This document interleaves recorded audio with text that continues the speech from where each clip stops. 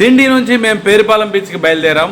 చాలా విలేజెస్ మధ్యలోంచి, కొబ్బరి తోటల మధ్యలోంచి ఈ రూట్ ఉంటుంది. చాలా అద్భుతంగా ఉంది. ఫైనల్లీ మేము పేరుపాలెం బీచ్ రీచ్ అయిపోయాం. ఇది చర్చ్ అండి, చర్చ్ పక్కనే బీచ్ ఉంటుంది.